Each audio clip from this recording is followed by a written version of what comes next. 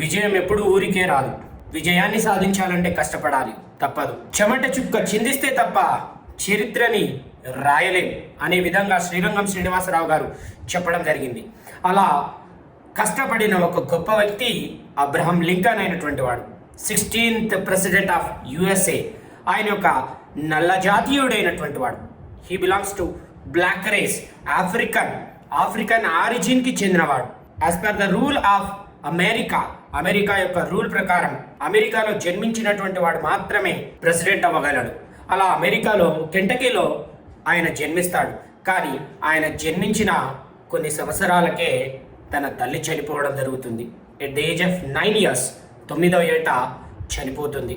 ఆ తర్వాత ఆయన యొక్క తండ్రి గారైనటువంటి వారు రెండో వివాహాన్ని చేసుకుంటాడు. ఆయనకి ఒక తమ్ముడు, ఒక అక్క ఉండడం జరుగుతుంది.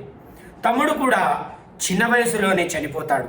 ఆయన ఒంటరి జీవితాన్ని గడుపుతాడు. ప్రతిరోజు తల్లి ఆలోచనలు, తమ్ముని యొక్క ఆలోచనలు అలా తన యొక్క మదిలో మెదులుతూనే ఉంటాయి. ఒంటరిగా ఆయన జీవితాన్ని అలా గడుపుతూ ఉన్నటువంటి సమయం. ఇక అదే సమయంలో ప్రతిరోజు డైలీ వేజ్ వర్కర్గా పనిచేస్తూ కొన్ని డబ్బులు కూడబెట్టుకొని చదువుకుంటూ ఉండేవాడు. ఎట్ ద ఏజ్ ఆఫ్ 20, 20వ ఏట తన యొక్క అక్క కూడా చనిపోవడం జరుగుతుంది. అలా ఆయన జీవితంలో ప్రేమించిన వారందరూ కూడా దూరం అయిపోతారు. మొదటనేమో తల్లి, తర్వాత తమ్ముడు, తర్వాత అక్క, అందరూ దూరం అయిపోయి ఒంటరిగా ఉన్నటువంటి సమయంలో ఆయనకి ఒక ఆలోచన వచ్చింది. ఆ ఆలోచనలో నేను లాయర్ని అయితే ఎలా ఉంటుందని కష్టపడి ఆయన 24 గంటల్లో దాదాపు 16 గంటల పాటు చదివి లా డిగ్రీని కంప్లీట్ చేసుకున్నాడు. లా డిగ్రీ కంప్లీట్ అయిపోయిన తర్వాత ఆయన నిజాయితీకి పెట్టినటువంటి పేరుగా అబ్రహం లింకన్ అయినటువంటి వాడు. కేవలం నిజాయితీ వైపే నిలబడేటువంటి వాడు. ఒక చిన్న సిచ్యువేషన్ వచ్చింది.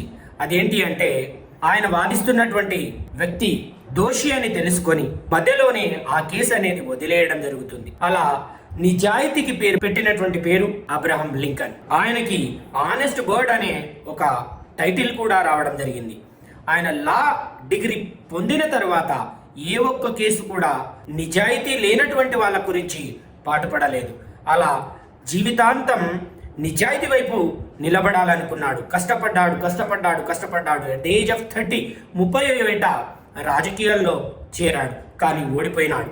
తరువాత ఆయన యునైటెడ్ స్టేట్స్ ఆఫ్ అమెరికాలో దాదాపుగా 20 సంవత్సరాల పాటు ఆయన జీవితంలో రాజకీయాల వైపు బ్లాక్ రేస్, బానిసత్వమైనటువంటి దాన్ని తొలగించడం కోసం ప్రయత్నాలు చేస్తాడు. ఆ ప్రయత్నంలో భాగంగా చివరికి దక్షిణ అమెరికా అయినటువంటిది ఆవిర్భవించడం జరిగింది. ఆ బానిసత్వం సంఖ్యలైనటువంటి వాటిని ఎలాగైనా సరే నల్ల జాతీయుల నుంచి దూరం చేయడానికి ప్రయత్నించినటువంటి వ్యక్తి ఎవరో కాదు, అబ్రహం లింకన్ అయినటువంటి వాడు.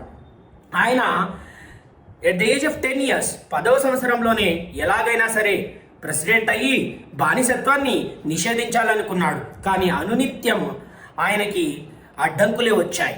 ఆయన ఎన్నో అడ్డంకులైనటువంటి ఎదుర్కొన్నాడు. 30 ఏట రాజకీయ ఆగమనం చేసిన తర్వాత కూడా ఆయన ఎప్పుడు కూడా గెలవలేదు. కానీ చివరికి ఆయన 16వ ప్రెసిడెంట్గా ఎన్నికవ్వడం జరుగుతుంది 1850వ సంవత్సరంలో. అలా అబ్రహం లింకన్ అయినటువంటి వాడు ఆయన యొక్క జీవిత లక్ష్యమల్లా ఒకటి డెమోక్రసీ అయినటువంటి దాన్ని స్థాపించాలి. ప్రజల కొరకు, ప్రజల చేత ప్రజాస్వామ్యం అనే దాన్ని ఏర్పాటు చేయాలని చెప్పేసి కృషి చేసిన ఒక గొప్ప వ్యక్తి అబ్రహం లింకన్. ఆయన జీవితంలో కష్టాలైనటువంటివి చూస్తూనే ఉన్నటువంటి వ్యక్తి. అలా కష్టపడితే విజయం అనేది ఖచ్చితంగా సాధిస్తాం.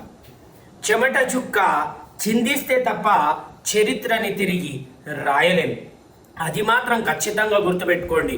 అలా శ్రీరంగం శ్రీనివాసరావు గారు చెప్తారు, చెమట చుక్క చిందించనిదే చరిత్ర ఎప్పుడూ తిరిగి రాయలేరు. అలా అబ్రహం లింకన్ అయినటువంటి వారు ఏం చేశారు? చరిత్రని సృష్టించారు. డెమోక్రసీ అనే వర్డ్కి నిర్వచనమే మన గ్రేట్ అబ్రహం లింకన్ అయినటువంటి వాడు. ఒక నల్ల జాతీయుడు, black race personality who became the president of USA, United States of America. 16వ ప్రెసిడెంట్గా ఆయన ఎన్నికవ్వడం జరుగుతుంది. రెండవసారి కూడా ఆయనని ప్రెసిడెంట్గా గెలిపిస్తారు. కానీ ఆయనని చంపేయడం జరుగుతుంది.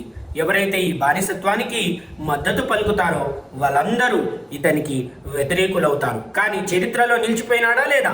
ఎస్, ఆయన చరిత్రలో నిలిచిపోయినాడు. అలా మీరు కూడా చరిత్రలో నిలిచిపోవాలని అంటే కష్టపడండి, కష్టపడండి. Try and try until you get the success. Don't die. ప్రయత్నిస్తూనే ఉండండి, ప్రయత్నిస్తూనే ఉండండి, ప్రయత్నిస్తూనే ఉండండి. మీరు విజయం సాధించేంత వరకు ప్రయత్నిస్తూనే ఉండండి, కానీ మరణించకండి అని చెప్పేసి పర్సనాలిటీ అబ్రహాం లింకన్ అయినటువంటి వారు చెప్పడం జరుగుతుంది. ఇలా చరిత్రలో నిలవాలనంటే చెమట చుక్క ఖచ్చితంగా రాల్చి తీరాల్సిందే. మీకు నా క్లాసెస్ అయినటువంటి కానీ నా వీడియోస్ అయినటువంటి కానీ మీకు నచ్చితే లైక్ కొట్టండి, మీ ఫ్రెండ్స్ అయినటువంటి వాళ్ళకి మన వీడియోస్ని షేర్ చేయండి, అండ్ మన ఛానల్ అయినటువంటి దాన్ని సబ్స్క్రైబ్ చేయండి. ఇలాంటి గొప్ప గొప్ప వీడియోస్, మోటివేషనల్ వీడియోస్తో మీ ముందుకు వస్తాను. This is yours Dattu మేత్రే. Thank you buddies.